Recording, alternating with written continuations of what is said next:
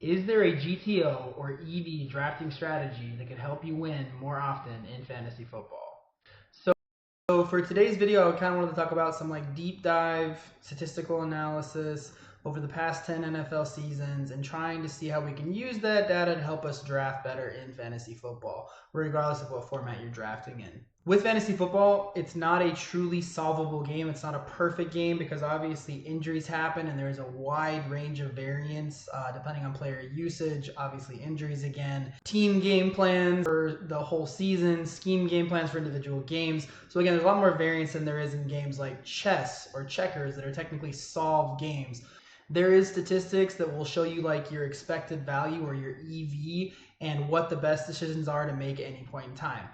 So in my quest for fantasy football knowledge and trying to be kind of a nerd and know as much as I possibly can, I deep dive into the last decade of statistical data for both the running back and wide receiver positions respectively. What I tried to compare, which a lot of people on YouTube will talk about, usually what they'll say is you want to draft good players on good teams, which is technically true. Essentially what we're trying to do is we're trying to draft better. If we draft better, we have a better chance of winning. So the reason also that I chose to not do just a top 5 offense or a bottom 5 offense was because that really narrows down the data set. If we're only looking at top 5 offenses, it's a very small box to try and project who's going to be a top 5 offense next year or a bottom 5 offense.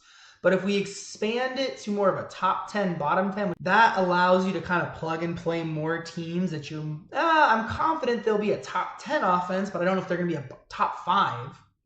Same thing for bottom. I don't know if they're going to be a bottom 5 offense. It's pretty bad teams, but they'll probably be a bottom 10. So it allows us to have more flexibility when we're drafting, which makes this data even more useful when it comes to how we want to draft. Hopping right into it, looking at top 10 teams, what do we find? So first thing for wide receiver, you're about 5 times more likely to be a top 12 wide receiver on a top 10 offense than you are on a bottom 10 offense. Continuing looking at like the top 10 offenses, essentially speaking, you had about a 30% chance for any top 10 offense to not hold a top 24 option over the past decade. Now, if you flip it and we look at the bottom 10 offenses, there was about a 50% chance that they didn't have a single wide receiver in the top 36 wide receivers, which is a pretty stark comparison. From there, if we shift our focus over to running backs, you had a 2.6 times or 260% better chance of having a top 12 running back in a top 10 offense versus having one in a bottom 10 offense. You have a slightly better chance of a bottom 10 offense not having a top 24 running back as you do a top 10 offense not having a top 12 running back. So again, for perspective, you can kind of see the focus and the importance of getting people that are on better offenses versus worse offenses. Kind of looking at that data set right there, what I was really able to notice was the only time that you were really seeing bottom 10 offenses have standout running backs or standout wide receivers was really, really, really big name players on those teams. The team kind of sucked, but that guy kind of was a rock star on his own little island, you could say. From there, I wanted to take the data and kind of look at the comparison for running backs and receivers, right? Not just look at them as individual groups. So you had about a 230% better chance that a top 12 running back had at least one top 24 wide receiver on their team. Again, the reason why that's important, if you're looking at correlation, is usually good running backs are gonna have good wide receivers on their team, or at least fantasy viable wide receivers, which stands to reason because if you have a good running game and you're not able to drop a bunch of people in coverage all the time, you should have a wide receiver that is fantasy viable more often than not. But it did show on the inverse of that data set that there was a percentage of running backs that were top 12 guys who didn't have anybody who was a top 12, top 24, top 36. Again, kind of from like the previous breakdown that I was explaining, to look a little bit deeper into that, again, if you have these star players who have crappy receiving cores or crappy quarterbacks, it doesn't always matter, because if you're just that guy, you're still going to be able to get your work done with or without that supporting cast.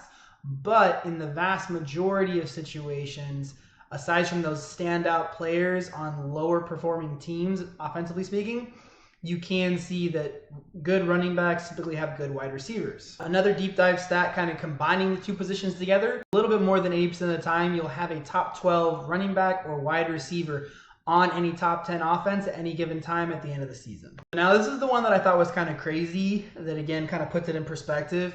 You have a 30% higher chance that a bottom 10 offense has no top 24 wide receiver or running back than a top 10 offense not having a top 12 wide receiver or running back.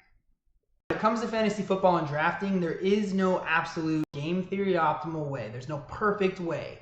The only thing we can do is look to increase our EV. Expected value in fantasy football, if you kind of like broke it down, would mean, I guess, a better chance of making the fantasy football playoffs, or winning our league, or winning prize money in some type of best ball format, whatever it looks like.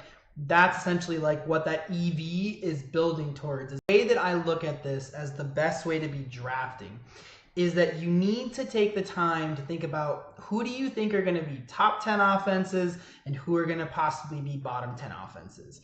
And what we want to do from there is really try and focus on drafting more players from potential top 10 offenses and trying to not draft as many players from bottom 10 offenses. If I'm going to do some type of stacking with a QB and a wide receiver, or a QB and a running back, or a running back and a wide receiver, whatever it looks like, if I want to stack players, these are some of the teams that I'd want to stack from.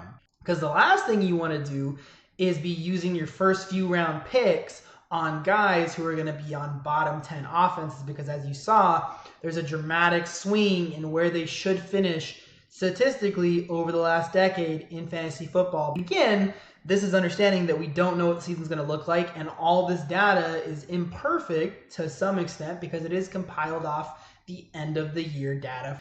We don't necessarily know who's going to be top 10 or bottom 10, but we probably can put some people in buckets. If we're in between players from a top 10 offense and a bottom 10 offense, for me personally, looking at the data, I am going to lean towards a top 10 offensive player, because I know statistically speaking, there's a better chance for them to have a higher ceiling than somebody who is on a bottom 10 offense. Hopefully this video is helpful for you guys. Hopefully it wasn't too nerdy. Hopefully it wasn't too much information. There is some more data sets in here, but I kind of wanted to highlight the key important ones over the last 10 years. If you guys have any questions, if you guys need any clarification about what I went over, or if you guys want to ask any deeper questions about the data that I've collected, because again, it is a huge data set, feel free to ask. We'd be happy to answer anybody's questions, comments, concerns. Feel free to let me know at the bottom of this video. Hopefully I'll see you guys again hopefully you guys will see me again real soon. Until then, guys, have a blessed day.